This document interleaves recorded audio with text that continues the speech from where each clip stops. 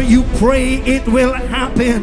Bishop, how can you help me to understand that this thing can happen after prayer? You see, the Bible said, and I'll give you some characteristics from the word.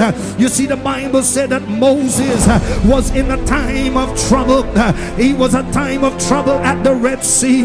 But one thing he did, when he find that the Egyptian army was behind him, and when he looked and saw that the Red Sea was before him, and looked that there was mountain on the right and mountain on the left, Bible said that Moses looked up to God and he began to pray, and God show up, ladies and gentlemen, as an engineer, and put the wind in full Nelson and made a freeway down through the Red Sea. I'm here to tell you, ladies and gentlemen, when you pray, God will make a way where it seems not to be a way.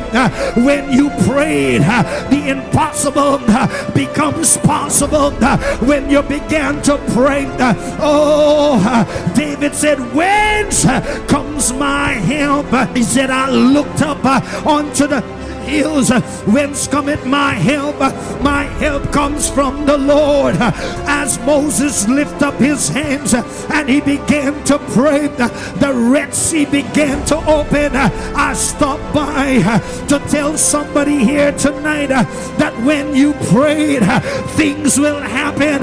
When you pray, that which looks like it will drown you will become dry land. You will not sink. I came to remind somebody, God is getting ready to open a door for you.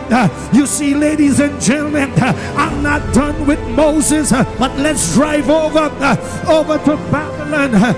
The Bible said, you see, Shadrach, Meshach, and Abednego was at a turning point in the fiery furnace. They turn up the heat. The trouble comes to burn them. But ladies and gentlemen, they began to pray.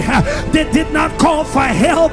They did not subject themselves to Nebuchadnezzar, but they fall on their knees and began to pray. And when they began to pray, the Bible said the fourth man, the Son of God, just showed up. I stopped by the tabernacle to tell somebody tonight, when you pray, Jesus himself will show up. Shout over to your neighbor, say, neighbor, it will happen after prayer.